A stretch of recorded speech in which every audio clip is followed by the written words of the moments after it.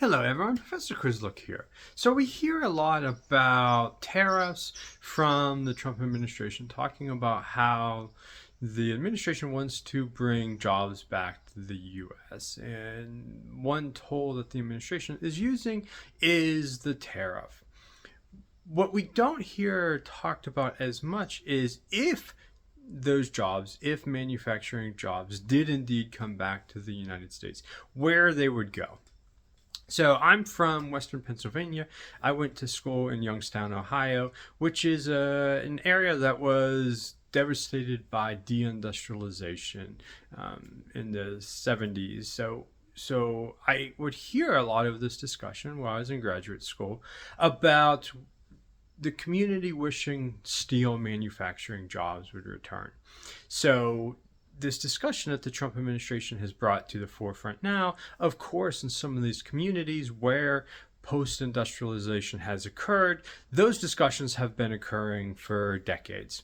So it's just an interesting thing to think about then. Okay, so if manufacturing jobs came back to the US, would they go to places like Northeast Ohio? Would they go to places like Akron, Toledo, Youngstown? Would they come back to Cleveland? Would car manufacturing move back to places like Detroit and Pontiac? Would Gary, Indiana have a revitalization? And although we don't know for sure, the chances are that manufacturing wouldn't move back to those areas like it would.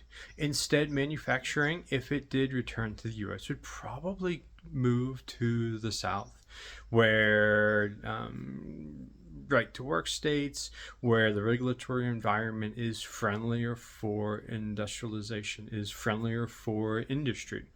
So we know that the so-called blue wall, the places in Michigan and industrial areas of Ohio voted for Trump because he talked about bringing manufacturing jobs back to the US.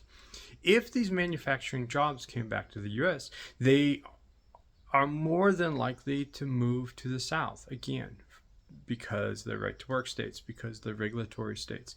In fact, some of the jobs that places like Michigan lost moved south. They didn't even necessarily move abroad, they just moved to the Sun Belt. They just moved to places that was cheaper.